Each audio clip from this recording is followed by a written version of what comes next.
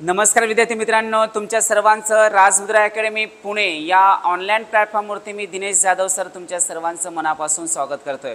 मित्रांनो, आपण राज्यसेवा पूर्व परीक्षेच्या अनुषंगाने टेस्ट सिरीज सुरू केलेली आहे। याच्या आधी आपण टेस्ट सिरीजचे 6 पेपर्स बघितलेले आहेत आणि आज आपण या टेस्ट सिरीजचा 7वा पेपर बघतोय आणि त्याची स्पष्टीकरणात्मक जे उत्तरे आहेत ते उत्तरे आज आपण समजून घेणार आहोत। तर मित्रांनो, जीएस मध्ये कोणकोणती प्रश्न विचारली गेली होती ते आपण आता समजून घेऊया।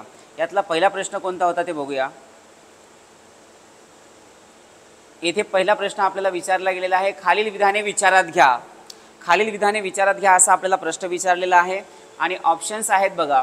राज्यसभा सभागृहाला राष्ट्रीय पक्षी मोराच्या थीमसह सजवण्यात आले आहे। तर मित्रांनो, राज्यसभा सभागृहाला नाही तर लोकसभा या ठिकाणी असायला पाहिजे। लोकसभा सभागृहाला राष्ट्रीय पक्षी मोराच्या थीमसह सजवण्यात आलेले आहेत। लोकसभा सभागृहाला राष्ट्रीय फुल कमळाच्या थीमसह सजवण्यात आलेले आहेत। तर मित्रांनो, या ठिकाणी राज्यसभा पाहिजे होतं। राज्यसभाच्या ठिकाणी लोकसभा, लोकसभेच्या ठिकाणी राज्यसभा असं असायला पाहिजे होतं। त्यामुळे पहिले जे 2 ऑप्शन्स आहेत ते चुकीचे आहेत। त्यानंतर तिसरा ऑप्शन बघा, नवीन लोकसभा सभागृहामध्ये 888 जागा असतील। दोन्ही सभागृहाच्या संयुक्त बैठकीसाठी 1272 पर्यंत ते वाढवता येतील असं म्हटलेलं आहे। लोकसभा आणि राज्यसभेत दोन्ही खासदार एका बाकावर बसू शकतील। तर मित्रांनो, हे दोन्ही ऑप्शन जे आहेत ते अगदी बरोबर आहेत, कारण या ठिकाणी पहिल्या 2 ऑप्शनमध्ये राज्यसभेच्या ठिकाणी लोकसभा असायला पाहिजे तर लोकसभेच्या ठिकाणी राज्यसभा असायला पाहिजे, तर फक्त एवढाच फरक आहे। त्यामुळे क आणि ड हे याचं उत्तर असायला पाहिजे। त्यामुळे या ठिकाणी आपल्याला ऑप्शन नंबर 3 या ठिकाणी आपल्याला क आणि ड पाहायला मिळतं। त्यामुळे याचं उत्तर काय असायला पाहिजे? ऑप्शन नंबर 3 हे याचं उत्तर असायला हवं। यानंतर समोरचा प्रश्न बघूया आपण। खालील विधाने विचारात घ्या असा आपल्याला प्रश्न विचारलेला आहे। केंद्रीय दक्षता आयुक्तांना सर्वोच्च न्यायालयाचे सरन्यायाधीश यांच्या समक्ष शपथ घ्यावी लागते। मित्रांनो, केंद्रीय दक्षता आयुक्तांना सर्वोच्च न्यायालयाच्या सरन्यायाधीशाकडून नव्हे तर राष्ट्रपतीकडून घ्यावी लागते। त्यामुळे पहिलं जे ऑप्शन आहे ते चुकीचं आहे। त्यानंतर केंद्रीय दक्षता आयुक्तपदी सुरेश एन पटेल यांची 29 रोजी नियुक्ती केली गेली आणि त्यांनी प्रवीण कुमार श्रीवास्तव यांच्याकडून पदभार सांभाळला। मित्रांनो, इथे सुद्धा यांनी खालच्या वरी आणि वरच्या खाली अशा प्रकारचे ऑप्शन दिलेले आहेत। त्यामुळे हे सुद्धा दोन्ही चुकीचे आहेत। त्यामुळे याचं उत्तर काय असायला पाहिजे? वरीलपैकी एकही नाही। त्याच्यामुळं ऑप्शन क्रमांक 4 हे आपलं उत्तर असायला हवं। चला यानंतर समोर जाऊया आपण। खालीलपैकी कोणत्या राज्यात भारत आणि बांगलादेश यांच्यातील व्यापारात चालना देण्यासाठी डावकी भूबंदराचे उद्घाटन मे 2023 मध्ये करण्यात आले आहे? ऑप्शन्स बघा, आसाम, मेघालय, पश्चिम बंगाल आणि ओडिशा। तर मित्रांनो, याचं उत्तर आहे मेघालय। हा प्रश्न महत्त्वाचा आहे, त्यामुळे याला व्यवस्थित समजून घ्या, कारण डावकी भूबंदराचे उद्घाटन मे 2023 मध्ये मेघालय या ठिकाणी करण्यात आलेले आहे। यानंतर बघूया आता आपण नेक्स्ट क्वेश्चन। महाराष्ट्र राज्य शासनाचे स्वच्छमुख अभियान याचे सदिच्छा दूत म्हणून कोणाची नियुक्ती करण्यात आलेली आहे? तर ऑप्शन्स आहेत अमिताभ बच्चन, रोहित शर्मा, नीरज चोप्रा आणि सचिन तेंडुलकर। तर मित्रांनो, सचिन तेंडुलकर हे याचं आन्सर असेल, म्हणून ऑप्शन नंबर 4 हे आपलं उत्तर असायला पाहिजे। यानंतर बघा नेक्स्ट क्वेश्चन। खालील विधाने विचारात घ्या असा आपल्याला प्रश्न विचारलेला आहे। महिलांना पर्यटन व्यवसायात अधिकाधिक वाव मिळण्यासाठी हे पर्यटन धोरण राबवण्यात येत आहे। त्यानंतर काही पर्यटन स्थळी महिला बाईक टॅक्सी सुरू करण्यात मान्यता देण्यात आली आहे। हे धोरण महाराष्ट्र पर्यटन विकास महामंडळ व पर्यटन संचालनालय हे राबवित आहे। तर मित्रांनो, यापैकी आपल्याला ऑप्शन्स खाली दिलेले आहेत की कोणतं धोरण या ठिकाणी आपल्याला या डिस्क्रिप्शनवरनं समजून घेता येईल। तर मित्रांनो, हे सगळे जे 3 ऑप्शन्स दिलेले आहेत अ, ब आणि क, तर हे कुणासाठी लागू पडतात? युवती पर्यटन धोरण यासाठी लागू पडतात का? महिला पर्यटन धोरण यासाठी का? आई पर्यटन धोरण व यापैकी नाही? तर मित्रांनो, आई पर्यटन धोरण या संदर्भामध्ये हे सगळं जे विधान आहेत ते लागू पडतात, म्हणून आपलं उत्तर काय असायला पाहिजे? ऑप्शन नंबर 3 हे आपलं उत्तर यायला हवं। यानंतर नेक्स्ट क्वेश्चन बघा। खालील विधाने विचारात घ्या असा आपल्याला प्रश्न विचारलेला आहे। दूरसंचार उद्योगात पारदर्शकता आणि जबाबदारी वाढविणे। दुसरा ऑप्शन आहे विविध प्रक्रियांना आळा घालणे। त्यानंतर प्रगत तंत्रज्ञान व फ्रेमवर्कचा फायदा घेणे असं आपल्याला विचारलेलं आहे। तर हे कोणत्या पोर्टलच्या संदर्भामध्ये विधानं दिली गेलेली आहे? तर मित्रांनो, संचार साथी पोर्टल। कोणतं? संचार साथी पोर्टल या संदर्भामध्ये हे सगळे विधानं लागू पडतात। त्यामुळे आपलं उत्तर काय असायला पाहिजे? ऑप्शन नंबर 1 हे आपलं उत्तर असायला हवं। यानंतर समोर जाऊया आपण। भारतीय रिझर्व्ह बँक ऑफ इंडियाने चलनातून 2000 रुपयाच्या नोटा काढून घेण्याची घोषणा केव्हा केली आहे? मित्रांनो, अलीकडेच हे 2000 नोटा ज्या आहेत त्या बंद करण्यात आलेल्या आहेत. तर त्याची डेट आपल्याला विचारलेली आहे 8 नोव्हेंबर 2016, 19 मे 2023, 30 सप्टेंबर 2023 आणि 19 नोव्हेंबर 2023. तर मित्रांनो, 19 नोव्हेंबर 2023 ही डेट लक्षात ठेवायची आहे. हा प्रश्न बऱ्याच वेळेस विचारला जाऊ शकतो, तर लक्षात घ्या मित्रांनो, म्हणजे याची शक्यता जास्त आहे. तर त्यामुळे 19 नोव्हेंबर 2023 हे याचं उत्तर असायला पाहिजे. यानंतर बघा नेक्स्ट क्वेश्चन, खालील विधाने विचारात घ्या असं आपल्याला विचारलेलं आहे. पंतप्रधान नरेंद्र मोदी यांनी नवी दिल्ली येथे आंतरराष्ट्रीय संग्रहालयाच्या एक्स्पोचे उद्घाटन केले. आणि दुसरा ऑप्शन आहे जगातील सर्वात मोठे संग्रहालय बनवण्याच्या योजनेचे अनावरण केले. तर कशाचे अनावरण केलेले आहेत? आपल्याला ऑप्शन्स दिलेले आहेत. सिंधुकालीन सिक्क्यांचे, कोणार्क सूर्यमंदिरातील चाकाचे, सांचीच्या स्तूपाचे आणि डान्सिंग गर्लचे. तर मित्रांनो, याचं उत्तर आहे डान्सिंग गर्ल. त्यामुळे ऑप्शन नंबर 4 हे आपलं उत्तर असायला हवं. यानंतर बघा नेक्स्ट क्वेश्चन, हिमाचल प्रदेशातील मंडी जिल्ह्यातील शनन जल विद्युत प्रकल्प हा भारतातील सर्वात जुन्या आणि महत्त्वाचा विद्युत प्रकल्प कोणत्या नदीवरती बांधण्यात आला आहे?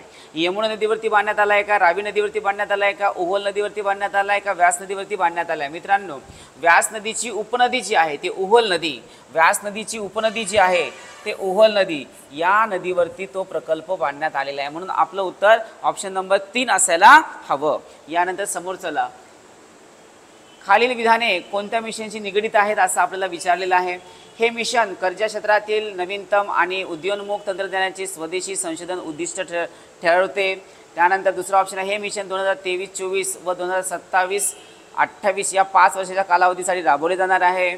त्यानंतर तिसरा आहे, कल्पना ते उत्पादन या तंत्रज्ञानाच्या नवीन चक्राच्या दृष्टिकोनातून अनुसरण हे मिशन आहे. तर हे कोणत्या खालीलपैकी कोणत्या मिशनशी निगडित आहेत असं आपल्याला विचारलेलं आहे. मोहरा आहे, माहेर आहे, माहीर आहे आणि मनोर आहे. तर मित्रांनो, हे संपूर्ण जे काही उद्देश आहेत ते माहीर मिशनसाठी लागू पडतात. त्यामुळे आपलं उत्तर जे आहे ते ऑप्शन नंबर 3 असायला हवं. यानंतर नेक्स्ट क्वेश्चन बघा,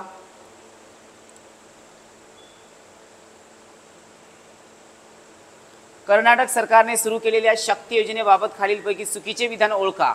चुकीचे विचारलेलं आहे आपल्याला, चुकीचं विधान ओळखायचं आपल्याला. चुकीचं कोणतं आहे ते अंडरलाईन करून ठेवलेली आहे ठिकाणी. कर्नाटक सरकारने जून 2023 मध्ये 6 शक्ती योजना सुरू केलेली आहे. अगदी बरोबर आहे. त्यानंतर ही योजना रस्ते परिवहन महामंडळ द्वारे चालवल्या जाणाऱ्या नॉन प्रीमियर बस सेवांशी संबंधित आहेत. अगदी बरोबर आहे. त्यानंतर 60 वर्षेपेक्षा जास्त वय असलेल्या पुरुष आणि महिलांनी मोफत प्रवासाची सुविधा यात आहे असं नाही आहे. तर ही फक्त आणि फक्त महिलांसाठीच मोफत आहे मित्रांनो, लक्षात घ्या. ही बस सेवा केवळ आणि केवळ महिलांसाठीच आहे, पुरुषांसाठी नाही. त्यामुळं हे ऑप्शन जे आहे ते चुकीचं आहे. या बसमध्ये 50% पेक्षा जास्त पुरुषांसाठी राखीव आहेत. तर ठीक आहे, तर यातलं जे चुकीचं जे आहे विधान ते केवळ आणि केवळ तिसरं जे विधान आहे ते चुकीचं आहे. त्यामुळे आपलं उत्तर असलं पाहिजे ऑप्शन नंबर 3 हे आपलं उत्तर असायला हवं. यानंतर नेक्स्ट बघा, मनोज मिश्रा यांची निगडीत खालीलपैकी विधाने विचारात घ्या असं आपल्याला विचारलेलं आहे. जंगले आणि नद्यांचे रक्षण करण्यासाठी त्यांनी लढा दिला. अगदी बरोबर आहे.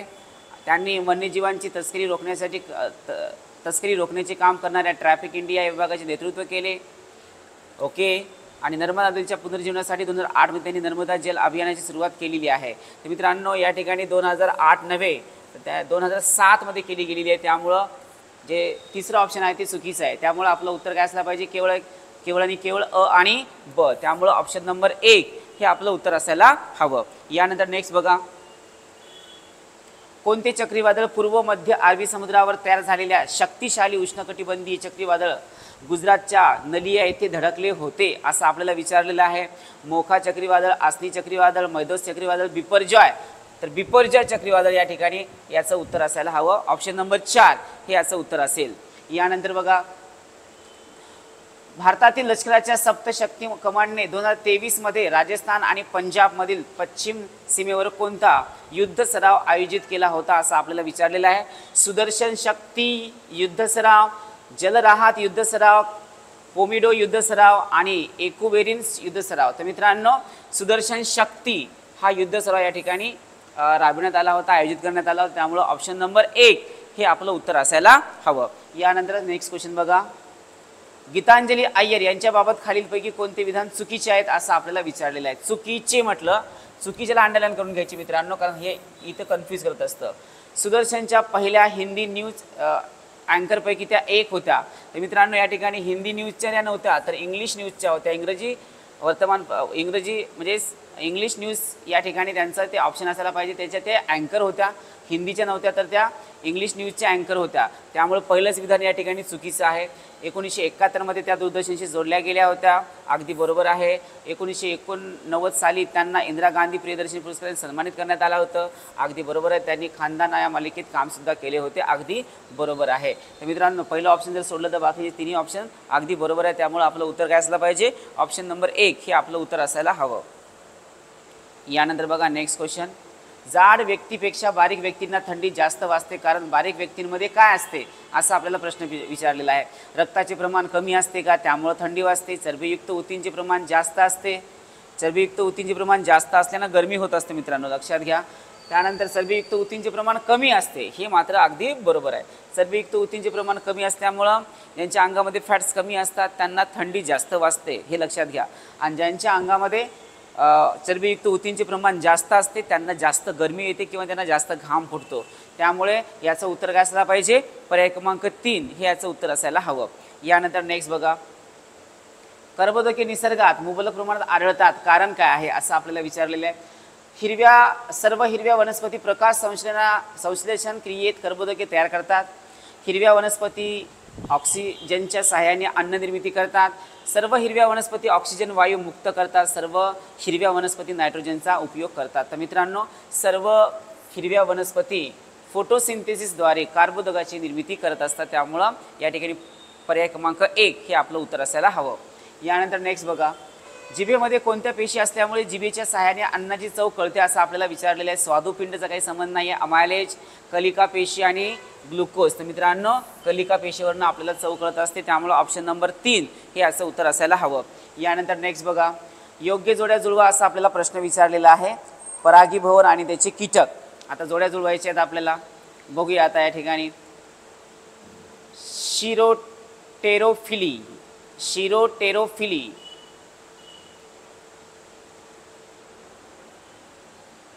वटवाघळाच्या संदर्भात आहे. त्यानंतर मिरमेकोफिली मुंग्याच्या संदर्भामध्ये येतं हे कीटक. त्यानंतर ॲनिओफिली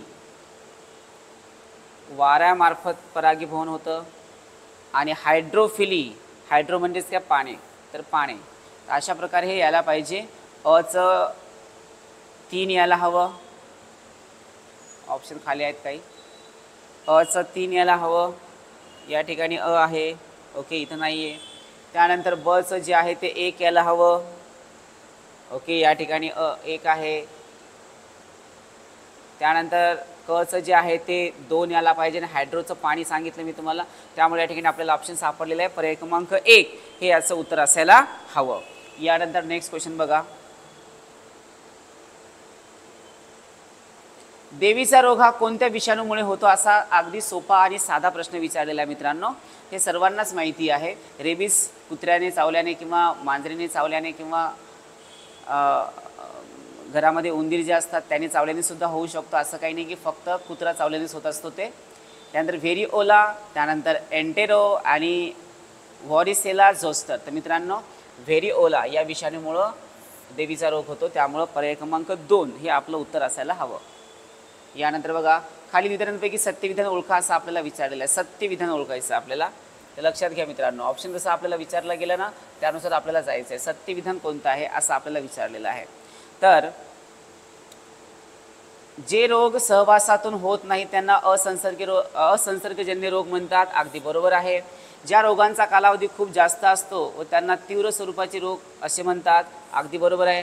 सांडपाण्यावर हिरव्या पालेभाज्या वाढल्यास रेबीज, मी आत्ता सांगितलं मित्रांनो, रेबीज कशामुळे होतो तर कुत्रा चावल्याने होत असतो, त्यामुळं हे ऑप्शन जे आहे ते चुकीचं आहे. एड्स या रोगासाठी कोणती लस उपलब्ध नाही, हे सुद्धा अगदी बरोबर आहे. त्यामुळे अ, ब आणि ड हे 3 ऑप्शन बरोबर आहेत, फक्त केवळ क चुकीचं आहे. तर आपल्याला विचारलेलं सत्यविधान कोणतं आहे, मग आपला ऑप्शन घ्यायला पाहिजे अ, ब आणि ड असायला पाहिजे.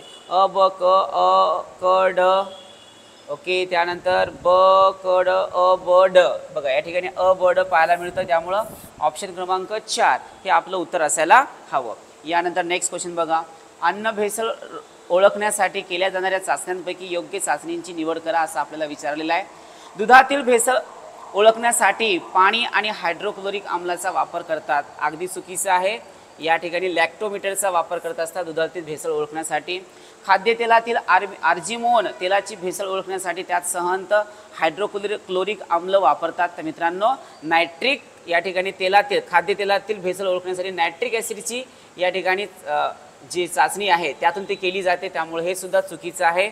त्यानंतर साजूक तुपातील भेसळ ओळखण्यासाठी ड्रायब्युटेरिल वापरतात मित्रांनो. हायड्रोक्लोरिक ॲसिड जे आहे ते त्याचा वापर या ठिकाणी केला जातो, त्यामुळे हे सुद्धा विधान चुकीचं आहे. डाळीतील मेटॅनिल थलोची भेसळ ओळखण्यासाठी लॅक्टोरियसचा वापर करतात. इथे सुद्धा डाळीतील मेटॅनिलची किंवा भेसळ जी आहे डाळीमधली ती ओळखण्यासाठी हायड्रोक्लोरिक ॲसिडचा वापर करतात, त्यामुळे हे सुद्धा विधान चुकीचं आहे. तर मित्रांनो, हे सर्वचे सर्व विधान चुकीचे आहेत. आपल्याला बघायचं आहे की यापैकी नाही, ते या ठिकाणी आपल्याला उत्तर पाहायला मिळतं यापैकी नाही, त्यामुळे आपलं उत्तर असलं पाहिजे पर्याय क्रमांक 4. यानंतर नेक्स्ट क्वेश्चन बघूया आपण. खालील विधाने विचारात घ्या असा आपल्याला प्रश्न विचारलेला आहे. खालील विधाने विचारात घ्या.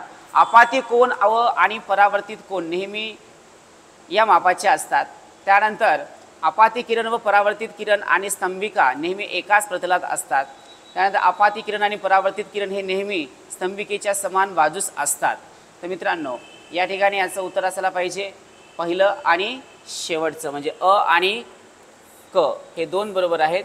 तर हे एकाच प्रतलात नसतात, त्यामुळे ब जे आहे ते चुकीचं आहे. त्यामुळे आपला ऑप्शन काय असला पाहिजे अ आणि क. काय असायला पाहिजे अ आणि क, त्यामुळे ऑप्शन क्रमांक 3 हे याचं उत्तर असायला हवं.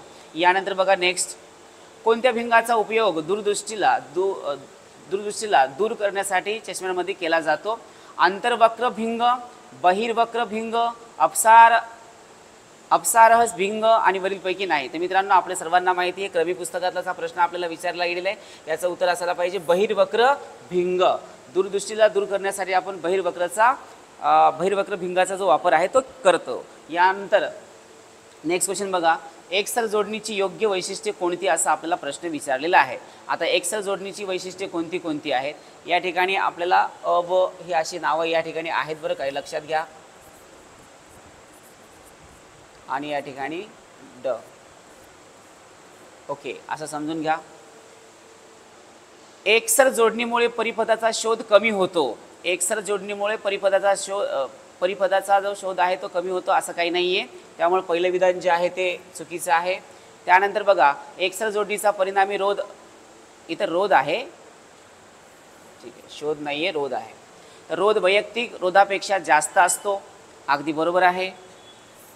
त्यानंतर प्रत्येक रोधातून समान विद्युतधारा वाढते, हे सुद्धा अगदी बरोबर आहे. आणि प्रत्येक रोधांची विभांतर त्या रोधाशी या ठिकाणी रोध शब्द आहे समानुपती असते, हे सुद्धा अगदी बरोबर आहे.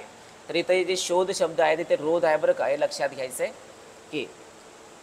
यानंतर आता बघूया आपण की ऑप्शन थ्रू पहिलं जर सोडलं तर बाकीचे तिन्ही जे आहेत ते बरोबर आहेत. तर आपल्याला आता बघावं लागेल की ऑप्शनमध्ये आपलं या ठिकाणी उत्तर कुठं सापडतं. अ ब क इथं नाही आहे, अ तर नाहीच आहे. अ ब ड हे पण नाही आहे. ब क ड या ठिकाणी आपल्याला पाहायला मिळते, त्यामुळं ब क ड.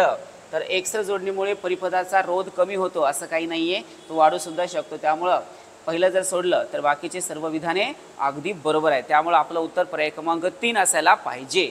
यानंतर बघा, एखाद्या वाहकात निर्माण झालेल्या विद्युतधारेची दिशा खालीलपैकी कशाच्या आधारे समजते असं आपल्याला विचारलेलं आहे. फ्लेमिंगचा डाव्या हाताचा नियम, उजव्या हाताच्या अंगठ्याचा नियम, त्यानंतर फ्लेमिंगच्या उजव्या हाताचा नियम आणि ओहमचा नियम. तर मित्रांनो, उजव्या हाताच्या अंगठ्याचा नियम हे याचं उत्तर असायला पाहिजे, त्यामुळे पर्याय क्रमांक 2 हे याचं उत्तर असायला हवं. यानंतर नेक्स्ट बघा, एक समान वर्तुळाकार गतीचे उदाहरण खालीलपैकी कोणते नाही असं आपल्याला विचारलेलं आहे. कोणते नाही, कोणते नाही असं आपल्याला विचारलेलं, लक्षात घ्या. आता एक समान वर्तुळाकार म्हणजे ते एकाच वर्तुळामध्ये एक समान गतीने ते फिरलं गेलं पाहिजे असं त्यांना म्हणायचं आहे. पृथ्वीची सूर्याभोवतीची गती, मित्रांनो, पृथ्वी जेव्हा सूर्याभोवती फिरते त्यावेळेस ती एक समान वर्तुळाकार गतीने फिरत नाहीये, तर ते कधी कमी तर कधी जास्त अशा या अंतराने फिरत जाते, त्यामुळे पहिलं जे ऑप्शन आहे ते चुकीचं आहे. कृत्रिम उपग्रहाची पृथ्वीभोवतीची गती हे सुद्धा या ठिकाणी योग्य ठरणार नाही. त्याची गती वर्तुळाकार असेल अशातला काही भाग नाही आहे, ते कधी कमी तर कधी जास्त होत जाते, त्यामुळं हे सुद्धा विधान चुकीचं आहे. चंद्राची पृथ्वीभोवतीची गती, मित्रांनो पृथ्वी जेव्हा सूर्याभोवती फिरते तेव्हाच ती कधी जवळ असते सूर्याच्या तर कधी दूर असते, त्यामुळे चंद्रसुद्धा कधी दूर असतो तर कधी जवळ असतो, त्यामुळे हे सुद्धा विधान चुकीचं आहे. आणि इलेक्ट्रॉनची केंद्रकाभोवतीची गती हे सुद्धा विधान चुकीचं आहे. त्यामुळे मित्रांनो अ ब क ड हे सगळे विधानं कशी आहेत, कोणती नाही, त्यामुळे वरीलपैकी एकही नाही असं आपल्याला या ठिकाणी म्हणता येईल. त्यामुळे ऑप्शन क्रमांक 4 हे आपलं उत्तर असायला हवं. यानंतर बघा नेक्स्ट क्वेश्चन, खालील विधाने विचारात घ्या असा आपल्याला प्रश्न विचारलेला आहे. धावत्या बसला अचानक ब्रेक लावल्यास प्रवासी पुढच्या दिशेला ढकलले जातात. ओके. त्यानंतर धावत्या बसमधून उतरताना प्रवाशांना त्यासोबत धावावे लागते. त्यानंतर पंखा बंद केल्यानंतरही काही काळ फिरत पंखा जो आहे तो सारखा फिरत राहतो. तर याचा आपल्याला विचारलेला आहे की या ठिकाणी की हे कोणतं जडत्व आहे असं आपल्याला विचारलेलं आहे.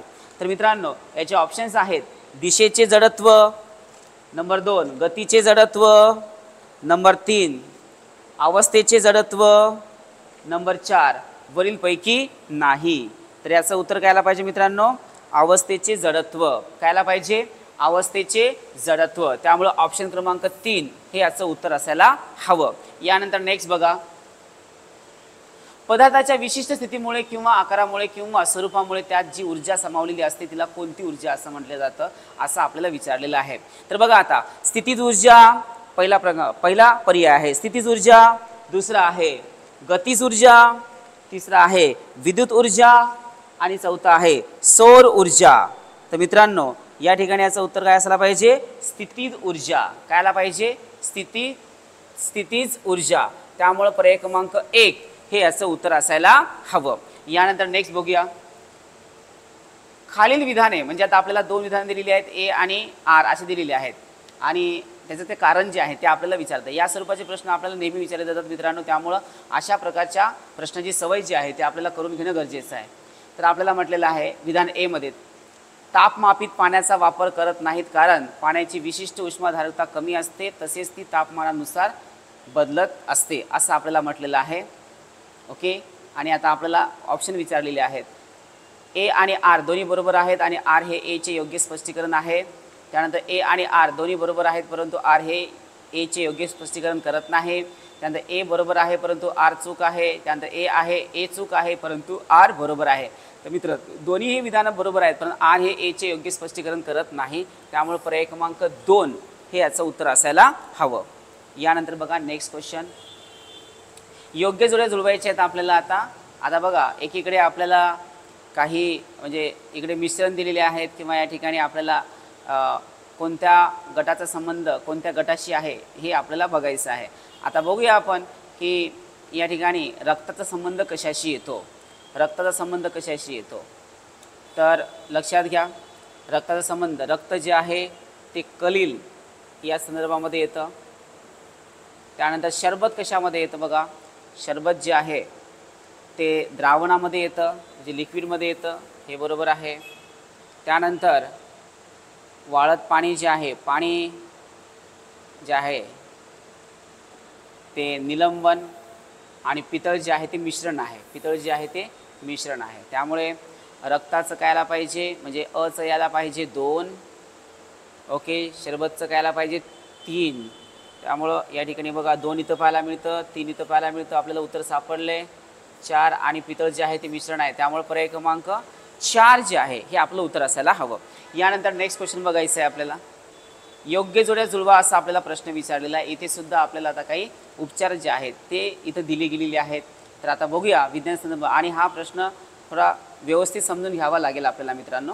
तर बघूया आपण, ड्यूटेरियम ड्यूटेरियम जड पाणी. ठीक आहे. त्यानंतर आयोडीन 131 गॉयटर रोगावरील उपचार. आयोडीनच्या कमतरतेमुळे गॉयटर होतं आपल्याला माहिती आहे, त्यावरनं आपल्याला उत्तर सापडलं. कोबाल्ट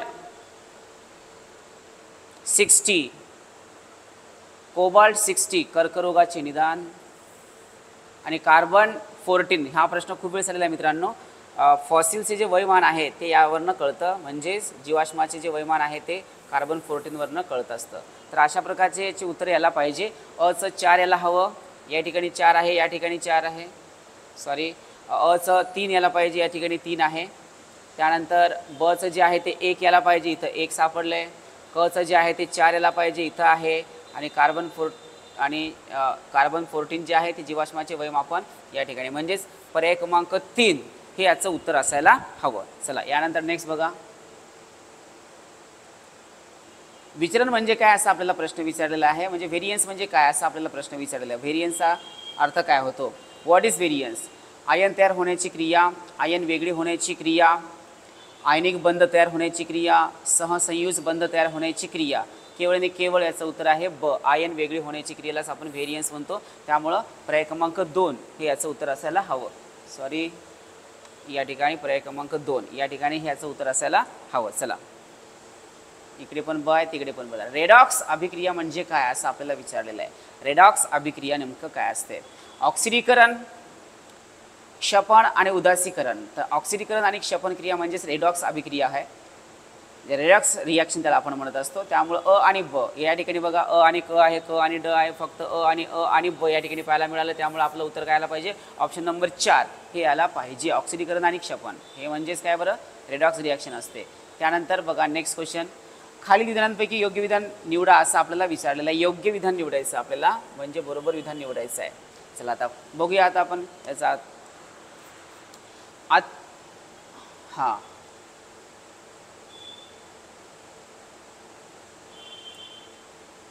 अनिलीनचा वापर कृत्रिम रेशीम, वॉर्निश आणि कृत्रिम रबरासाठी होतो. ॲसिटोनचा वापर रंग औषध तयार करण्यासाठी होतो. त्यानंतर क्लेशोब्रोमो मिथेनचा उपयोग अग्निशमन साधनांमध्ये केला जातो. कार्बन पायरीनचा उपयोग अश्रुधूर म्हणजेच टियर गॅस म्हणून तो केला जातो. कार्बन पायरीचा उपयोग अश्रुधूर म्हणजेच टियर गॅस म्हणून केला जातो.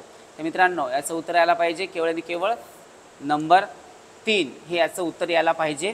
तर ऑप्शन जे आहे ते थोडेसे समजून घेणं गरजेचं आहे आपल्याला. हे काही असा वेगळा किंवा अवघड प्रश्न नाही आहे मित्रांनो. टियर गॅसविषयी आपण सर्वांनाच माहिती आहे की टियर गॅस कशासाठी असतो. त्यानंतर बघा जलसिंचन योजना आणि जिल्हा असं आपल्याला विचारलेलं आहे आणि त्यानुसार आता आपल्याला योग्य ते जोड्या लावायच्या आहेत. आता बघूया आपण की जलसिंचनाचा जिल्हा कोणता आहे. वाण नदी जी आहे ते आपल्याला अकोला जिल्ह्यामधून वाहताना पाहायला मिळते. त्यामुळे वाण. आणि पूस नदी जी आहे ती यवतमाळ जिल्ह्यामधून. बघा आता पुसद शहर जे आहे ते पूस नदीच्या किनारी आहे. पुसद आणि महागाव, पुसद आणि महागाव हे दोन्ही शहरं जे आहेत ते पूस नदीच्या किनारी आहेत. आणि हे दोन्ही तालुके पुसद आणि महागाव हे दोन्ही तालुके यवतमाळ जिल्ह्यामध्ये येतात. त्यामुळं इथे 2 आपल्याला सापडलेले आहेत. नळगंगा जे आहे ते बुलढाण्यामध्ये येतं. आता राहिलंच कोणतं बघा आता, तर बघूया आता ऑप्शन. म्हणजे अचं 4 यायला हवं, अचं काय यायला पाहिजे? 4 यायला हवं. बचं जे आहे ते 1 यायला हवं. त्यानंतर कचं जे आहे ते 2 यायला हवं. आणि डचं जे आहे ते 3 यायला हवं. मित्रांनो या ठिकाणी आपल्याला उत्तर सापडलेलं आहे पर्याय क्रमांक 2 हे याचं उत्तर असायला हवं. यानंतर नेक्स्ट बघा. खालील विधाने विचारात घ्या असा आपल्याला प्रश्न विचारलेला आहे. अँथ्रासाइट हा उच्च प्रतीचा कोळसा असून त्यात कार्बनचे प्रमाण 95% पर्यंत असते. अगदी बरोबर आहे मित्रांनो. त्यानंतर बिटुमिनस आहे बरं शब्द हा, बिटुमिनस कोळशात कार्बनचे प्रमाण 45% असते. हा हलक्या प्रतीचा कोळसा आहे असं आपल्याला म्हटलेलं आहे. मित्रांनो लक्षात घ्या, मी याच्या आधी पण तुम्हाला सांगितलेलं आहे. नंबर 1 जे आहे ते अँथ्रासाइट आहे. नंबर 2 जे आहे ते बिटुमिनस आहे. नंबर 3 जे आहे ते लिग्नाइट आहे. नंबर 4 जे आहे ते पीट्स आहे. तर लक्षात घ्या ABLP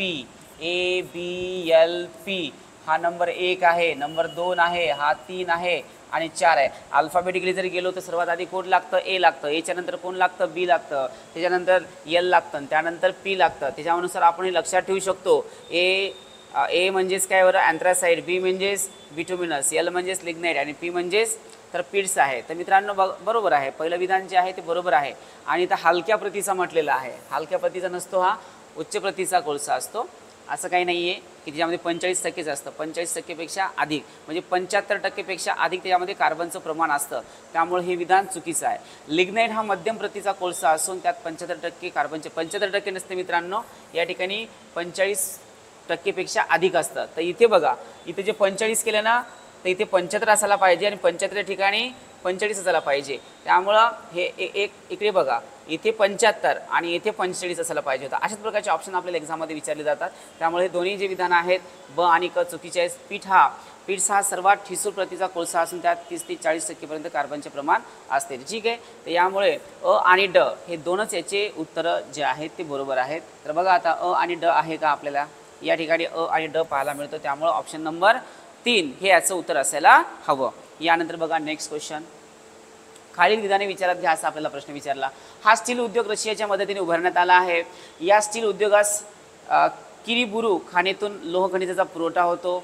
त्यानंतर या उद्योगास झरिया आणि बोकारो खाणीतून दगडी कोळशाचा पुरवठा होतो. या उद्योगास दामोदर योजनेतून पाणी पुरवठा व वीज पुरवठा केला जातो. तर हे कोणता उद्योग आहे आपल्याला विचारलेला आहे. Hindustan steel Durgapur, Indian steel Burhanpur, Tata iron steel Jamshedpur आणि हिंदुस्तान स्टील बोकारो. तर मित्रांनो हिंदुस्तान स्टील बोकारो हे याचं उत्तर असायला पाहिजे. त्यामुळे ऑप्शन नंबर 4 हे याचं उत्तर असेल. यानंतर बघा नेक्स्ट क्वेश्चन, ब्रह्मपुत्रा नदीवरती 1988 साली कोणता राष्ट्रीय जलमार्ग जाहीर करण्यात आला आहे असं आपल्याला विचारलं आहे. कोट्टापुरम आणि कोलम, सादिया धुब्री, अलाहाबाद, तालचेरा, धमरा. तर मित्रांनो सादिया धुब्री हे या ठिकाणी याचं उत्तर असायला पाहिजे. 1988 मध्ये हा राष्ट्रीय जलमार्ग जाहीर करण्यात आला आहे आणि आंतरराष्ट्रीय जलमार्ग आहे मित्रांनो, लक्षात घ्या. त्यामुळं पर्याय क्रमांक 2 जे आहे याचं उत्तर असायला हवं.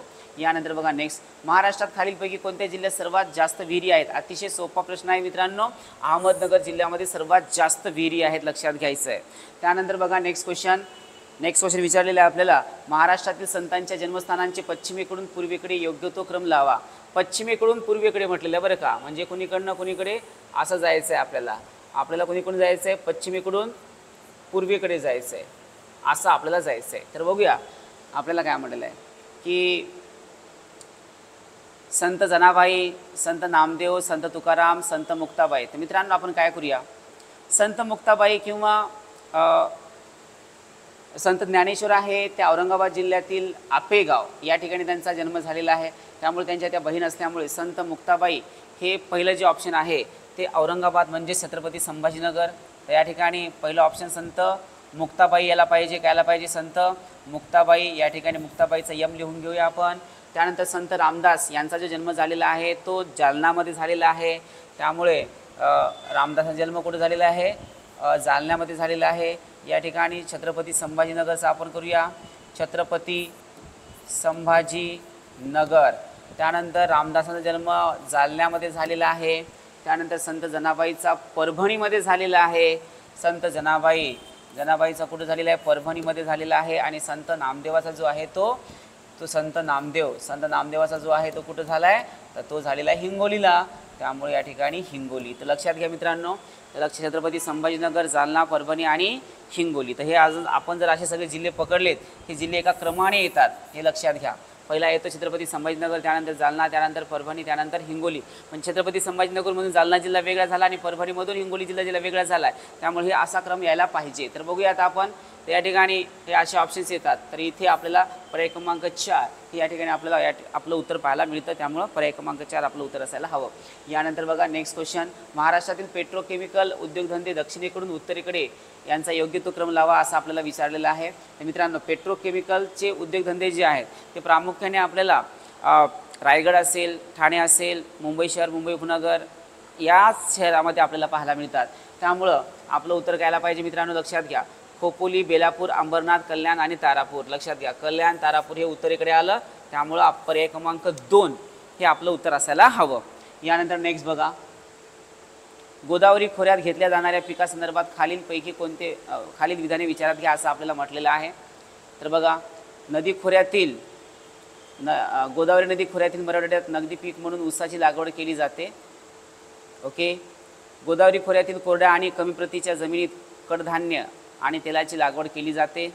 त्यानंतर गोदावरी खोऱ्यामध्ये ज्वारी हे प्रमुख अन्नधान्य पीक आहे. ठीक आहे, गोदावरी खोऱ्यात मराठवाड्यासह नाशिक आणि अहमदनगरचा काही भाग जो आहे तो येतो. अगदी बरोबर आहे मित्रांनो. तर नगदी पीक म्हणून ऊसाचीच लागवड केली जात नाही, इथे कापूस पण येतं, तेलबिया पण घेतल्या जातात, त्यामुळं असं एक्झॅक्टली नाही सांगता येईल. त्यामुळं पहिलं जे विधान आहे ते चुकीचं आहे. गोदावरी खोऱ्यातील कोरड्या आणि कमी प्रतीच्या जमिनीत कडधान्य आणि तेलबियांचीच लागवड केली जाते असे सुद्धा भाग नाही.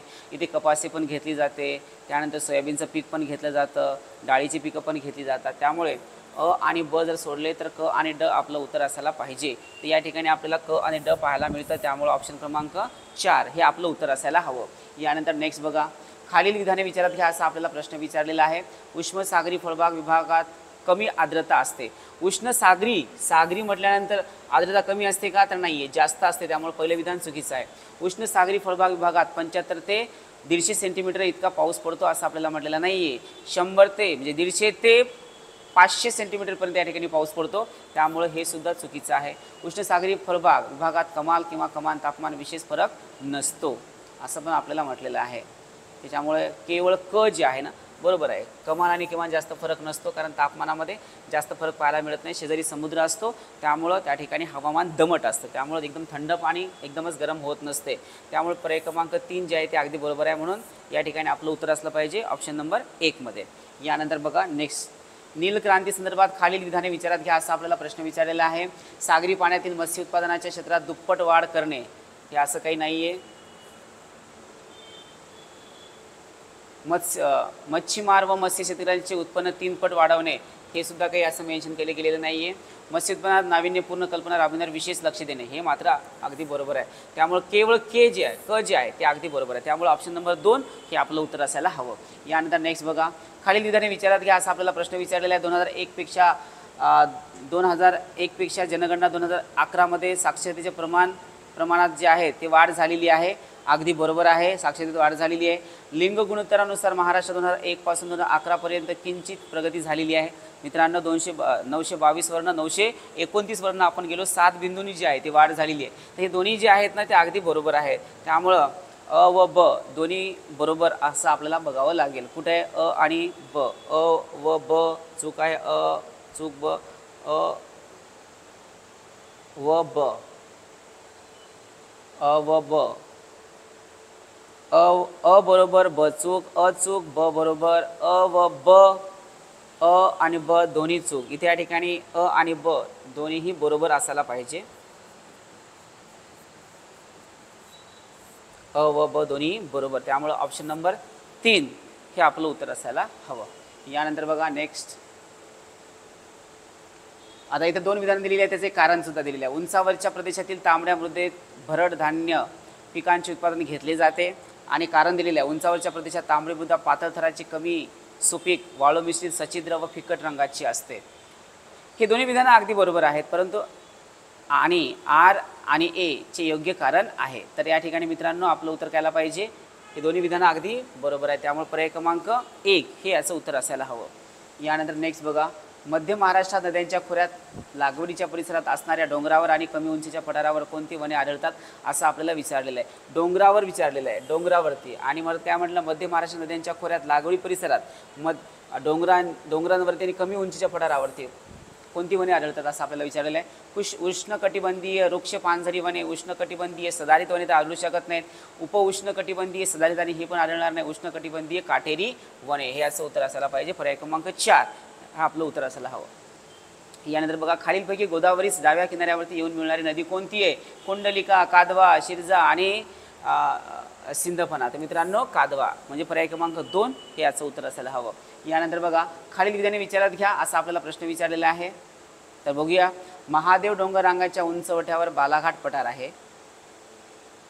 त्यानंतर बालाघाट डोंगरावर सासवडचे पठार आहे. हे तर विधान चुकीचं आहे. 7 माळा अजिंठा डोंगरावरील सपाट प्रदेशात मालेगावचे पठार आहे. ओके, सातपुडा पर्वत रांगांमुळे तोरणमाळ पठार निर्माण झालेले आहे. शंभू महादेव नाही मित्रांनो, या ठिकाणी पहिलं पण विधान चुकीचं आहे आणि दुसरं पण विधान चुकीचं आहे. फक्त क आणि ड जे आहे ते बरोबर आहे. सातपुडा आणि तोरणमाळ, सातपुडा अजिंठा आणि सपाट प्रदेशात मालेगाव, कारण मालेगाव नाशिकमध्ये येतं, त्यामुळं क आणि ड आपलं उत्तर असायला पाहिजे. या ठिकाणी आपल्याला क आणि ड पाहायला मिळतं, त्यामुळं पर्याय क्रमांक 4 हे आपलं उत्तर असायला हवं. यानंतर नेक्स्ट क्वेश्चन बघा, महाराष्ट्रात ताम्रपाषाण युगीन कालखंडातील मानवी वसाहतीचे अवशेष खालीलपैकी कोणत्या ठिकाणी आढळत नाहीत असं आपल्याला विचारलेलं आहे. नांदेडमध्ये आढळतात, पैठणमध्ये आढळतात, नाशिकमध्ये आढळतात, धाराशिवमध्ये आढळत नाहीत. यालाच आपण काय म्हणतो तर उस्मानाबाद म्हणतो. म्हणून पर्याय क्रमांक 3 जे आहे हे याचं उत्तर असायला हवं. पर्याय क्रमांक 3 हे याचं उत्तर असायला हवं. यानंतर बघा नेक्स्ट क्वेश्चन. दुसऱ्या पुलकेशीच्या काळात कोणता प्रसिद्ध चीनी प्रवासी भारत भेटीवरती आला होता असं आपल्याला विचारलं आहे. फायन आलता का, संकुन आलता का, इसिंग आलता का, हुयान ए संघ आलता. हुएन संघ आलता. कोण आलता? हुएन संघ आला होता. त्यामुळे पर्याय क्रमांक 4 हे याचं उत्तर असायला हवं. यानंतर नेक्स्ट क्वेश्चन बघा. खालील विधाने विचारात घ्या असा आपल्याला प्रश्न विचारलेला आहे. महाराष्ट्रात ठाणे, कराड, कोल्हापूर या ठिकाणी शिलाहार घरांचे राज्य होते. त्यानंतर शिलाहारांनी मालखेड येथे आपली राजधानी वसवली होती. त्यानंतर बळकट डोंगरी किल्ले बांधण्याचा पहिला मान जो आहे तो शिलाहार राजांकडे जातो. शिलाहार राजाने 15 किल्ले कोल्हापूर परिसरात बांधले असा उल्लेख अंबाबाईच्या मंदिरात आहे. भोज राजांनी बांधले असा त्याचा उल्लेख आहे मित्रांनो. काय बरं? भोज राजांनी बांधले. त्यामुळे ड जे आहे ते चुकीचं आहे आणि शिलाहारांनी मालखेड येथे राजधानी वसवली ती हे पण चुकीचं आहे मित्रांनो. त्यामुळे ब आणि ड हे दोन विधानं चुकीचे आहेत. अ आणि क मात्र अगदी बरोबर आहेत. तर आपल्याला या ठिकाणी चुकीचे जे आहे ते ओळखायला सांगितले होते. त्यामुळं ब आणि ड हे दोन विधाने जे आहेत ते चुकीचे आहेत. या ठिकाणी आपल्याला काय विचारलं होतं? चूक असं समजून घ्या. चुकीचे विधान आपल्याला ओळखले, कारण जे बरोबर आहे ते बरोबरच असणार आहेत. फक्त चुकीचे कोणते आहेत ते आपल्याला पिकआउट करायची होती. त्यामुळे पर्याय क्रमांक 1 हे याचं उत्तर असायला हवं. यानंतर बघा नेक्स्ट क्वेश्चन काय विचारलेला आहे. योग्य जोड्या जुळवा असा आपल्याला प्रश्न विचारलेला आहे. तर बघूया आता आपण. इमादशाही कुठली आहे? गावलगड. त्यानंतर कुतुबशाही कुठली आहे? गोवळकोंड्याची. त्यानंतर निजामशाही कुठली आहे? अहमदनगरची. आणि बरीदशाही कुठली आहे? बिदरची. झालं बघा. त्यामुळं अचं कायला पाहिजे 2, बचं कायला पाहिजे 3, कचं कायला पाहिजे 4 आणि बरीदशाही बिदर. त्यामुळं पर्याय क्रमांक 1 हे आपलं उत्तर असायला हवं. यानंतर बघा नेक्स्ट क्वेश्चन. शिवाजी महाराजांनी पुरंदरच्या तहाने मोगलांना 12 किल्ले आणि 1 लाख रुपये उत्पन्नाची जमीन दिली. अगदी चुकीचं आहे. शिवाजी महाराजांनी स्वतःकडे 23 किल्ले आणि 4 लाख रुपये घेऊन वार्षिक प्रदेश ठेवून घेतला. पुरंदरच्या तहाने संभाजी महाराजांचा 10,000 घोडेस्वारी मनसब मिळाली. आणि शिवाजी विजापूरच्या आदिलशहांना मोगलाविरुद्ध मदत करण्याचे वचन दिले. यापैकी कोणतेही नाही आहे. त्यामुळे वरीलपैकी नाही. तर पर्याय क्रमांक 4 हे आपलं उत्तर असायला हवं. यानंतर बघा नेक्स्ट क्वेश्चन. खालील विधाने विचारात घ्या असा आपल्याला प्रश्न विचारलेला आहे की वयाच्या 16व्या वर्षी पेशवेपदावरती विराजमान झाले. राघोबा राज्यकारभारामध्ये हस्तक्षेप करत असल्याने सर्वप्रथम त्यांचा बंदोबस्त केला. राघोबांचा बरं का, इथं राघोबा हा शब्द आहे, राघोबा दादा. त्यानंतर त्यांनी राक्षस भवनाच्या लढाईत निजामाचा पराभव केला. त्यांनी अल्पावधीत मराठी सत्तेचा दरारा पुन्हा एकदा निर्माण केला. हे कोण होते तर माधवराव थोरले होते. कोण होते? माधवराव थोरले. त्यामुळं ऑप्शन नंबर 2 हे आपलं उत्तर असायला हवं. यानंतर नेक्स्ट क्वेश्चन बघा. खालील विधान विचारात घ्या असा आपल्याला प्रश्न विचारलेला आहे. ब्रिटिश भारतात आले त्यावेळी दिल्लीच्या रक्तावर मुघल बादशाह जहांगीर विराजमान होता. त्यानंतर इंग्लंडच्या राणीने हॉकिन्सला अधिकृत दूत म्हणून जहांगीरच्या दरबारात पाठवले आणि इंग्रजांनी मछलीपट्टणम येथे पूर्व किनाऱ्यावरती आपली वसाहत स्थापन केली. तर मित्रांनो हे शेवटचं विधान फक्त बरोबर आहे. दोन्ही विधानं चुकीचे आहे. त्यामुळे केवळ क हे आपलं उत्तर असायला पाहिजे. पर्याय क्रमांक 3 हे आपलं उत्तर असेल. यानंतर बघा नेक्स्ट क्वेश्चन. डेक्कन कमिशनच्या भूमिका पार पाडताना कोणी लागवडीखालील सिंचनाचा शेतकऱ्यांसाठी शेतसाऱ्यांसाठी विचार व्हावा म्हणून त्यांनी जुने अन्याय कर रद्द करावेत असे आदेश जिल्हाधिकाऱ्यांनी दिले होते. तर असा कोण होता बरं की त्यांनी जिल्हाधिकाऱ्याला ते कर रद्द करण्याचे आदेश दिले होते? General Munro, Henry Robertson, Elphinstone आणि कॅप्टन ग्रँट. तर मित्रांनो एल्फिन्स्टन हे याचं उत्तर आहे. एल्फिन्स्टनने खूप सुधारणा ज्या आहेत त्या आपल्या भारतात घडून आणलेल्या आहेत. त्यामुळे पर्याय क्रमांक 3 हे याचं उत्तर असायला हवं. यानंतर बघा योग्य जोड्या जुळवा असा आपल्याला प्रश्न विचारलेला आहे. तर बघूया. मुन्सिफ न्यायालय 50 रुपये. त्यानंतर रजिस्टर न्यायालय 200 रुपये. त्यानंतर जिल्हा न्यायालय खालच्या न्यायालयांच्या अपिलांसाठी आणि सदर दिवाणी न्यायालय 1000 रुपये. तर मित्रांनो अचं जे आहे ते 2 यायला हवं. त्यानंतर रजिस्टर न्यायालयचं 1 यायला हवं. त्यानंतर जिल्हा न्यायालय 4 यायला हवं आणि दिवाणी न्यायालय 3 यायला हवं. या ठिकाणी आपल्याला उत्तर सापडलं. पर्याय क्रमांक 2 हे आपलं उत्तर असायला हवं. यानंतर नेक्स्ट क्वेश्चन बघा. खालील विधाने विचारात घ्या असा आपल्याला प्रश्न विचारलेला आहे. शिक्षण प्रचारासाठी सुरुवातीच्या अवस्थेत पाठ्यपुस्तके तयार करण्याचे कार्य कोणी केले? सरकारतर्फे अक्कलकोटच्या युवराजाचे शिक्षक म्हणून त्यांनी कार्य केलेले आहे. प्राथमिक शाळांच्या तपासणीचे सरकारी निरीक्षक म्हणून त्यांनी कार्य केलेले आहे. पहिल्या ट्रेनिंग कॉलेजचे संचालक म्हणून सुद्धा त्यांनी कार्य केलेले आहे. यांनी हे सर्व जे विधान आहेत ते कुणाशी लागू पडतात? बाळशास्त्री जांभेकरांशी निगडीत लागू पडतात. त्यामुळे पर्याय क्रमांक 4 हे याचं उत्तर असायला हवं. याच्यामध्ये कुठल्या प्रकारे डाऊट नाही. लक्षात घ्या मित्रांनो. खालील विधाने विचारात घ्या असा आपल्याला प्रश्न विचारलेला आहे. तर बघूया आता आपण. खालील विधाने विचारात घ्या. विष्णू शास्त्री चिपळूणकरांनी शाल पत्रक या पाक्षिकाची सुरुवात केली होती. त्यानंतर शतपत्र आहे. तर शतपत्र ब्रिटिश सरकारवर टीका केल्यामुळे हे बंद पडले. चिपळूणकरांनी निबंधमाला या मासिकाची सुरुवात केली. आमच्या देशाची स्थिती हा निबंध मालिकेतील शेवटचा निबंध होता. तर मित्रांनो, पहिलं जर सोडलं तर बाकी सगळी विधानं अगदी बरोबर आहेत. त्यामुळं ब क आणि ड हे याचं उत्तर असायला हवं. पर्याय क्रमांक 3 आपलं उत्तर असेल. यानंतर नेक्स्ट क्वेश्चन बघा. कोळी जमातीचा अधिकारी असलेला रामजी भांगरे यांनी आपल्या पदाचा इसवी सन 1828 कोळ्यांच्या उठावाचे नेतृत्व केले. ते कोणत्या पदावरती कार्यरत? तलाठी, मामलेदार, पोलीस अधिकारी यापैकी नाही. पर्याय क्रमांक 3 पोलीस अधिकारी होते. यानंतर बघा नेक्स्ट क्वेश्चन. खालील विधानांपैकी चुकीचे विधान ओळखा असा आपल्याला प्रश्न विचारलेला आहे. चुकीचे विधान ओळखायचं आपल्याला. लक्षात घ्या कोणतं विधान ओळखायचं? चुकीचं. इसवी सन 1857च्या उठावाच्या वेळी औरंगाबादमध्ये निजामी राजवट होती. त्यानंतर औरंगाबादेत असलेल्या ब्रिटिश घोडदळाच्या फलटणीत बहुसंख्य मुस्लिम होते आणि फलटणीतील सैनिकांना दिल्लीच्या मोगल बादशाह विरोधात लढण्याची महत्त्वाकांक्षा होती आणि इंग्रजांनी औरंगाबादेत बंडाला पाठिंबा देणाऱ्या फिदा अली व इतर 4 जणांना फासावर लटकविलेले आहे. त्यामुळं फक्त तिसरं पर्याय जे आहे ते आपलं चुकीचं आहे. त्यामुळे पर्याय क्रमांक 3 चुकीचं आहे. त्यामुळे आपलं उत्तर काय असलं पाहिजे? Option number 3. यानंतर बघा नेक्स्ट बघा. बॉम्बे प्रेसिडेन्सी असोसिएशनच्या स्थापनेत खालीलपैकी कुणाचा संबंध नव्हता असा आपल्याला विचारलेला आहे. कुणाचा संबंध नव्हता असा आपल्याला प्रश्न विचारलेला आहे. भाऊ दाजी लाड दिनशा वांचा हे होते. बद्रुद्दीन तैयबजी होते. केटी तेलंग होते. भाऊ दाजी लाड हे फक्त नव्हते. त्यामुळे पर्याय क्रमांक 1 हे आपलं उत्तर असायला हवं. यानंतर नेक्स्ट क्वेश्चन बघा. अरे इथे आपल्याला हां ठीक आहे. खालील विधाने विचारात घ्या. काँग्रेसचे पहिले अधिवेशन पुणे येथे भरले. त्यात पुणे येथे भरले होते का? तर नाही. येथे तर या ठिकाणी पुण्यामध्ये प्लेगचा साथ जो आहे ते साथीचा रोग चालू होता. त्यामुळं तिथलं जे अधिवेशन आहे ते मुंबईला भरवण्यात आलं होतं. त्यामुळे पहिलं विधान जे आहे ते चुकीचं आहे. त्यानंतर अधिवेशनास मुंबई प्रांतातील 34 प्रतिनिधी, एकूण 72 होते पण मुंबईतील 34 प्रतिनिधी तिथे उपस्थित होते. त्यामुळे ब बरोबर आहे. त्यानंतर अधिवेशनाचे अध्यक्षपद लॉर्ड रे यांना स्वीकारण्याचे आमंत्रित केले होते आणि अधिवेशन यजमानपद बॉम्बे असोसिएशनने स्वीकारले होते यजमानपद. त्यामुळे ड जे आहे ते सुद्धा चुकीचे आहे. ब आणि क हे 2 मात्र बरोबर आहेत. त्यामुळे आपलं उत्तर करायला पाहिजे. चुकीचे 2 विधानं कोणते आहेत? अ आणि ड हे 2 चुकीचे विधानं आहेत ना.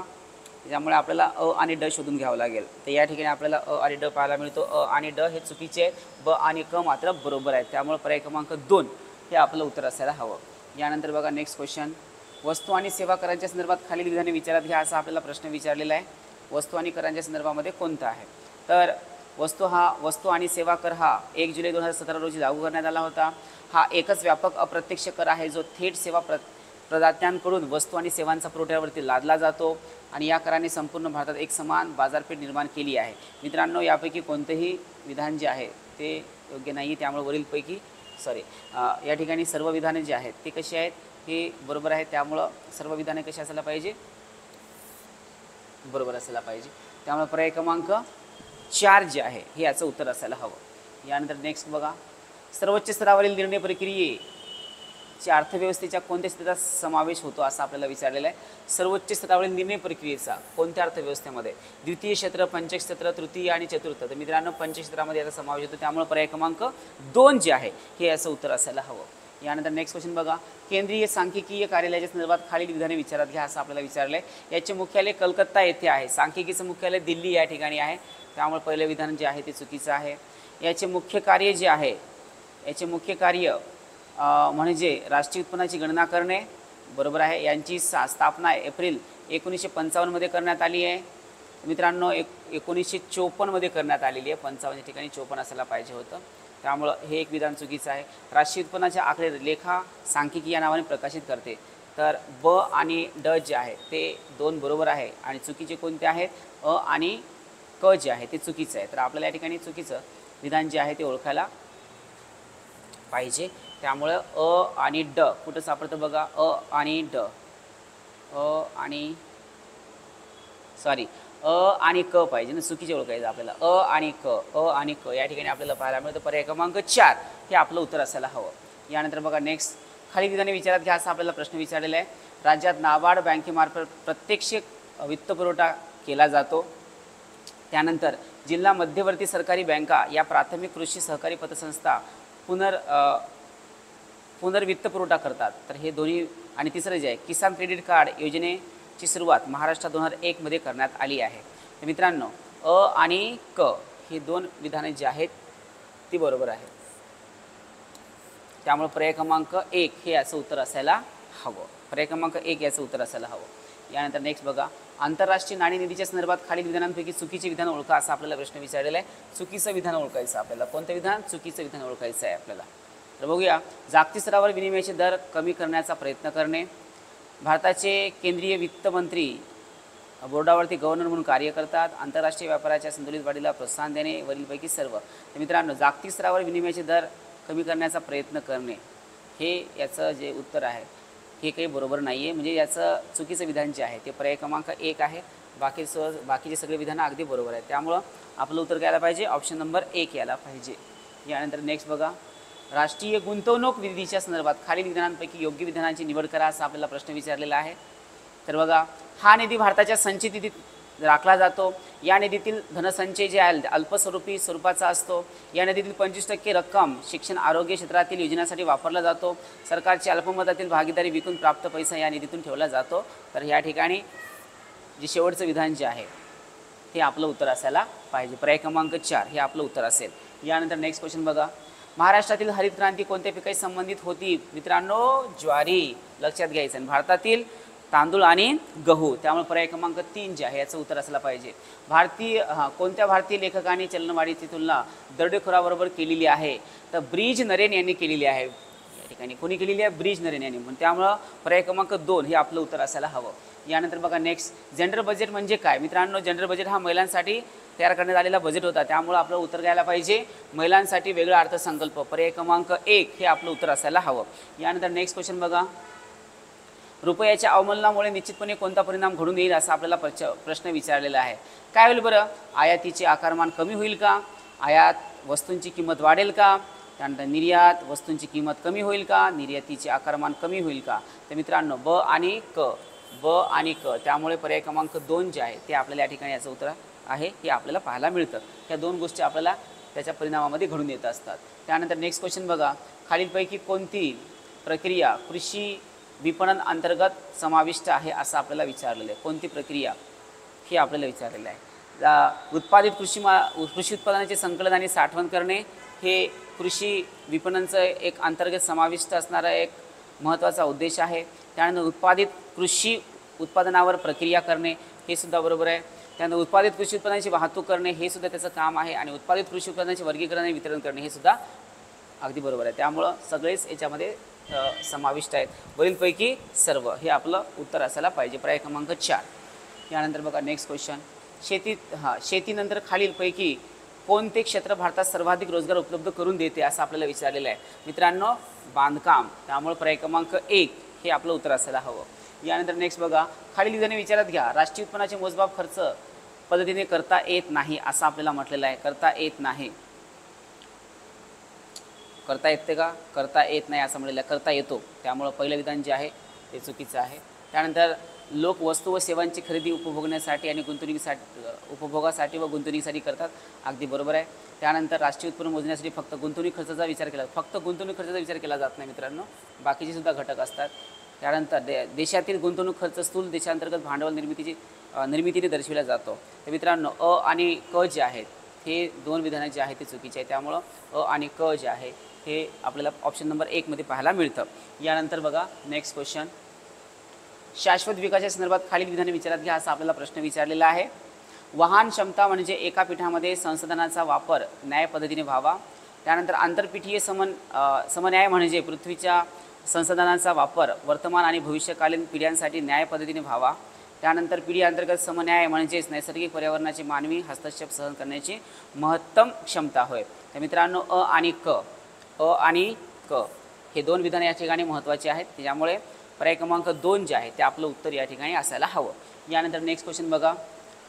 परिपूर्ण वास्तविक दरडोई JNPची वाढ आर्थिक वाढीचे उच्च दर दर्शवित नाही असा आपल्याला प्रश्न विचारलेला आहे.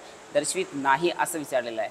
तर फक्त आणि फक्त गरिबी आणि बेरोजगारी वाढते हे याचं उत्तर असायला पाहिजे. कारण कृषी उत्पादनासोबत औद्योगिक उत्पादन वाढू शकत नाही असं म्हटलेलं आहे. औद्योगिक उत्पादनासोबत कृषी उत्पादन यशस्वी राहते. गरिबी आणि बेरोजगारी वाढते आणि निर्यातीपेक्षा आयात वेगाने वाढते. गरिबी आणि बेरोजगारी वाढते मित्रांनो लक्षात घ्यायचं आहे. त्यामुळे पर्याय क्रमांक 3 जे आहे हे आपलं उत्तर असायला हवं. यानंतर नेक्स्ट बघा. भारताच्या सर्वोच्च न्यायालयाची न्यायालयीन पुनर्विलोकनाची व्याप्ती अमेरिकेतील पुनर्विलोकनाच्या व्याप्तीपेक्षा कमी आहे. अमेरिकेच्या राज्यघटनेमध्ये कायद्याने स्थापित केलेली प्रक्रिया अशी शब्दरचना आहे. पहिलं बरोबर आहे, दुसरं मात्र चुकीचं आहे. त्यामुळे पहिलं बरोबर आणि दुसरं चुकीचं. पर्याय क्रमांक 3 हे आपलं उत्तर असायला हवं. यानंतर नेक्स्ट क्वेश्चन बघा. भारतातील महानगर नियोजन समितीच्या संदर्भात खालील विधाने विचारात घ्या असा आपल्याला प्रश्न विचारलेला आहे. भारतातील राज्यघटनेच्या तरतुदीनुसार त्याची स्थापना करण्यात आलेली आहे. त्यानंतर ही समिती महानगर क्षेत्रासाठी विकास आराखड्याचे स्वरूप तयार करते आणि ही महानगर क्षेत्रात शासन प्रायोजित योजना राबवण्याची संपूर्ण जबाबदारी पार पाडते.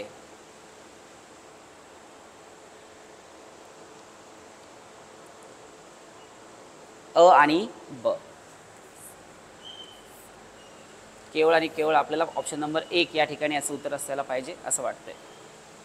कारण भारतीय राज्यघटने तरतुदीनुसार त्याची स्थापना झाली आहे.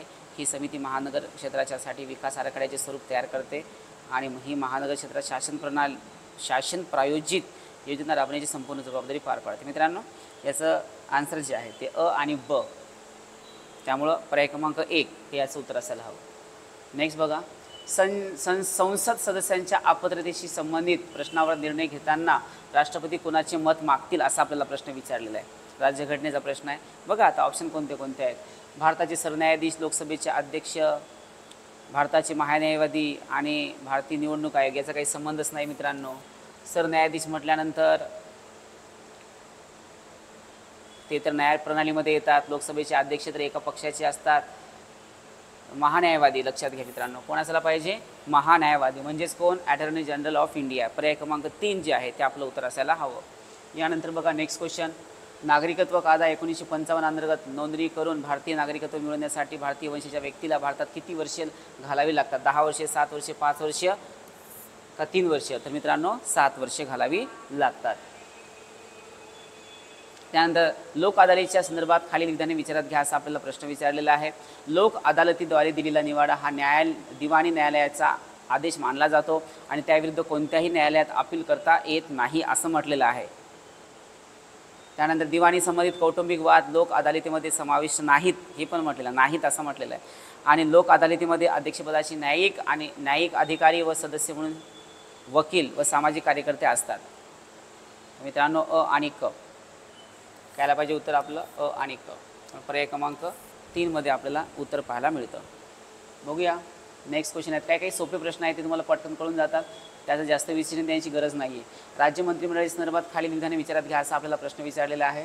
मुख्यमंत्र्यांना धरून राज्याच्या मंत्रिमंडळातील सदस्यांची संख्या 15पेक्षा कमी नसावी असं काही नाही आहे. पहिलं विधान चुकीचं आहे. जास्त पण होऊ शकते, कमी पण होऊ शकते, असं काही नाही आहे, पण जास्तीत जास्त असते. त्याच्यानंतर राज्य विधिमंडळाचे एका ग्रहाचे सदस्य असलेल्या मंत्री दुसऱ्या ग्रहात आपले म्हणणे मांडू शकत नाही हे पण असं काही नाही. कोणत्याही सभागृहात आपलं म्हणणं मांडू शकतो.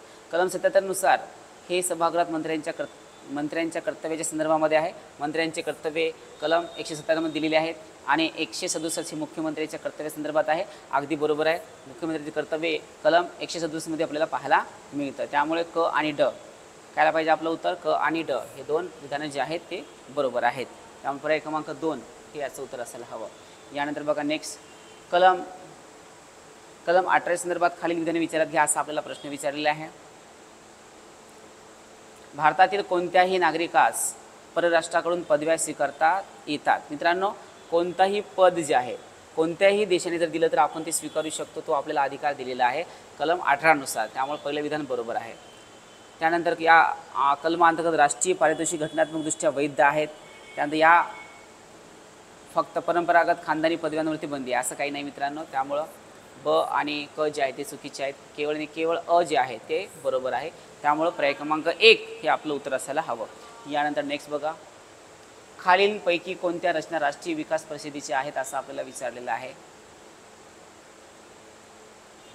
पंतप्रधान बरोबर आहे, अध्यक्ष वित्त आयोग हे नाही आहे, केंद्रीय मंत्रिमंडळातील मंत्री आणि राज्याचे मुख्यमंत्री. अ, क आणि ड असायला पाहिजे. अ, क आणि ड यांचा सगळ्यांचा समावेश जो आहे तो राष्ट्रीय विकास परिषदेमध्ये होतो, त्यामुळे पर्याय क्रमांक 2 जे आहे हे आपलं उत्तर असायला हवं. त्यानंतर खालीलपैकी कोणते विधान बरोबर नाही असं आपल्याला विचारलं. बरोबर नाही असं म्हटलेलं आहे. बरोबर नाही. लोकसभेत अविश्वास प्रस्ताव मांडण्यासाठी तो कोणत्या आधारावरती आहे याची कारणे देणे आवश्यक असते. त्यानंतर लोकसभेत अविश्वास प्रस्ताव मांडण्याच्या नियमांमध्ये मान्यतेसाठी अटी विहित केलेल्या नाहीत. नाहीत नाही आहे, विहित केलेल्या आहेत. बरोबर नाही असं विचारलेलं आहे, त्यामुळे हे चुकीचं आहे. अविश्वास प्रस्ताव मंजूर झाल्यास परवानगी मिळवण्यापासून 10 दिवसाच्या आत त्यावरती स्वाक्षरी करणे बंधनकारक आहे. राज्यसभेला कोणताही अविश्वास प्रस्ताव स्वीकारण्याचा अधिकार नाही मित्रांनो. केवळ 2 जे आहे हे याचं उत्तर आहे. बरोबर नाही, पण बाकीची विधानं अगदी बरोबर आहे. पर्याय क्रमांक 2 आपलं उत्तर असायला हवं. यानंतर बघा, खालील विधान विचारात घ्या. कायद्यानुसार राष्ट्रीय आणि राज्य या दोन्ही स्तरांवरती भरपाई देणार वनीकरण निधी व्यवस्थापन आणि नियोजन प्राधिकरणे आहेत. प्रतिपूरक वनीकरण निधी अधिनियम 2016 अंतर्गत चालवल्या जाणाऱ्या नुकसान भरपाईच्या वनीकरण कार्यक्रमामध्ये लोकांचा सहभाग अनिवार्य आहे. तर मित्रांनो, केवळ आणि केवळ याचं पहिलं विधान बरोबर आहे, दुसरं विधान चुकीचं आहे. त्यामुळं फक्त अ जे आहे ते आपल्याला 1 मध्ये पाहायला मिळतं, त्यामुळं पर्याय क्रमांक 1 आपलं उत्तर असायला हवं. यानंतर बघा नेक्स्ट क्वेश्चन, राज्यात दुसऱ्या सभागृहाची स्थापना किंवा रद्द करण्याशी संबंधित खालीलपैकी कोणते विधान योग्य आहे असं आपल्याला विचारायचं. राज्यात दुसऱ्या सभागृहाची स्थापना करायची का नाही करायची, किंवा ती रद्द करायची. जर असेल तर रद्द करायची, नसेल तर ती निर्माण करायची. हे कशावरनं ठरेल? लोकसभेचे साध्या बहुमताने संमत केलेला ठराव, त्यानंतर लोकसभेने पूर्ण बहुमताने संमत केलेला ठराव, संबंधित राज्याच्या विधानसभेने साध्या बहुमताने संमत केलेल्या ठरावाद्वारे आणि संमत केलेल्या कायद्याद्वारे असं म्हटलेलं आहे. संबंधित राज्याच्या सभेने पूर्ण बहुमताने पारित केलेला ठराव. तर मित्रांनो, संबंधित राज्याच्या विधानसभेने पूर्ण बहुमताने जर ठराव तो पारित केला तर तो रद्द किंवा निर्माण करण्याचे त्या ठिकाणी आपल्याला या ठिकाणी जे अधिकार आहेत ते आपल्याला पाहायला मिळतात. त्यामुळे सर्व राज्याच्या म्हणजे संबंधित राज्याच्या विधानसभेने ते पूर्ण बहुमताने पारित करायला पाहिजे, तरच त्या ठिकाणी विधान परिषद जी आहे ती निर्माण होत असते. विधानसभेला आपल्याला बहुमतामध्ये तो पारित करणं गरजेचं आहे. तर तो ठराव बहुमताने पारित झाला असेल तर विधान परिषद रद्द किंवा निर्माण जे आहे ते करता येते. त्यामुळं केवळ आणि केवळ आपलं उत्तर पर्याय क्रमांक 4 असायला हवं. यानंतर बघा नेक्स्ट, राष्ट्रीय मानवाधिकार आयोगाचे अध्यक्ष भारताचे सरन्यायाधीश आहेत असं म्हटलेलं आहे. राष्ट्रीय मानवाधिकार आयोगाच्या अध्यक्षाचा कार्यकाळ 5 वर्षाचा असतो. तर मित्रांनो, ए आणि ब हे दोन्ही, ए आणि आर हे दोन्ही विधानं कशी आहेत? अगदी बरोबर आहे. पर्याय क्रमांक 3 हे आपलं उत्तर असायला पाहिजे. यानंतर नेक्स्ट क्वेश्चन बघा, खालीलपैकी कोणाला संसदेला संबोधित करण्याचा अधिकार आहे असं आपल्याला विचारलेलं आहे. तर भारताच्या मुख्य निवडणूक आयुक्ताला करता येणार नाही आहे, भारताच्या सरन्यायाधीशांना, भारताच्या महान्यायवादींना, राष्ट्रीय सल्लागारांना. तर मित्रांनो, भारताच्या महान्यायवादींना पर्याय क्रमांक 2 जे आहे ते आपलं उत्तर असायला हवं. यानंतर बघा नेक्स्ट, भारतीय राज्यघटनेच्या कोणत्या कलमात राज्याची अधिकृत भाषा किंवा स्वीकारण्याची प्रक्रियेची तरतूद करण्यात आलेली आहे? मित्रांनो, कलम 345 मध्ये आहे. आपल्याला कलम 345 मध्ये आपली अधिकृत भाषा जी आहे त्याचा समावेश होतो. त्यामुळे पर्याय क्रमांक 3 जे आहे ते आपल्याला या ठिकाणी पाहायला मिळतं, 345 कलम. त्यानंतर 156 मध्ये अशी तरतूद आहे की राज्यपाल त्याच्या पदाचा कार्यभार स्वीकारल्याच्या तारखेपासून 5 वर्षाच्या कालावधीसाठी पद धारण करतील. यावरून खालीलपैकी कोणता निष्कर्ष काढता येतो असं आपल्याला विचारलेलं आहे. राज्यपालाला त्याचा कार्यकाल पूर्ण होण्यासाठी पदावरून हटवता येत नाही असं काही नाही. राज्यपाल त्याच्या पदावर 5 वर्षापेक्षा जास्त काळ राहू शकत नाही, राहू शकतो हे पण नाही. वरीलपैकी दोन्ही विधानं जी आहेत ती चुकीची, यापैकी नाही. पर्याय क्रमांक 4 हे आपलं उत्तर असायला हवं. यानंतर बघा नेक्स्ट क्वेश्चन, दगडी कोळशाच्या राखेबाबत खालील विधाने विचारात घ्या असा आपल्याला प्रश्न विचारलेला आहे. फ्लाय ॲशमुळे मृदेची भौतिक आरोग्य धोक्यात येते. अगदी बरोबर आहे. धरणांच्या बांधणीमुळे फ्लाय ॲश हे जे आहे ते 80% सिमेंटला पर्याय म्हणून वापरतात. त्यानंतर शेतीमध्ये फ्लाय ॲशच्या वापराने शेतीची उत्पादनात घट होते. तर मित्रांनो वरीलपैकी सर्व बरोबर आहेत. पर्याय क्रमांक 4 जे आहे ते आपलं उत्तर असायला हवं. यानंतर नेक्स्ट क्वेश्चन बघा,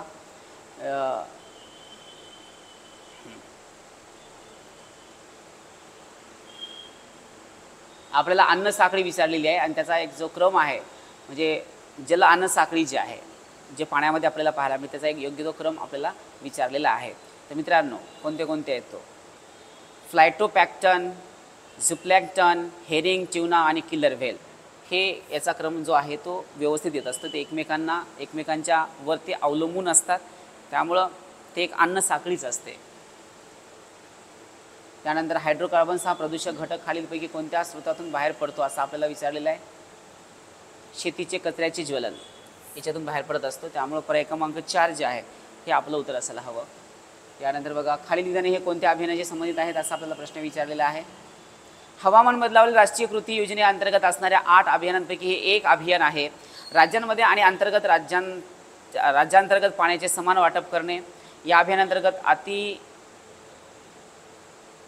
अतिउष्ण असलेल्या क्षेत्रांसहित प्रभावित क्षेत्रावरती विशेष लक्ष देणे.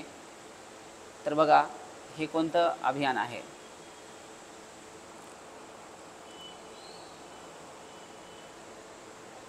राष्ट्रीय जल अभियान, स्वच्छ गंगा अभियान. तर राष्ट्रीय जल अभियान मित्रांनो, नमामि गंगे तर नाही, राष्ट्रीय जल अभियान म्हणजे पर्याय क्रमांक 3 जे आहे हे आपलं उत्तर या ठिकाणी असायला हवं. आणि एक शेवटचा प्रश्न बघा, बालहत्या खालीलपैकी कोणत्या प्राण्यांमध्ये आढळून येते. प्युमा, सिंह, वाघ आणि लांडगा. तर मित्रांनो सिंहामध्ये पाहायला मिळतं, कारण हे काय करत असतात, बाळाला जन्म दिल्याच्यानंतर तेच आपल्या बाळाला खाऊन टाकत असतात.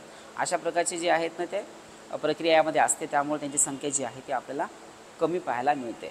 आणि त्याच्यानंतर दुसरी मोठी गोष्ट कोणती आहे की यांच्या मोठ्या प्रमाणामध्ये म्हणजे याची वेगवेगळी कारणं आहेत, आपण ते पर्यावरणामध्ये बघूया.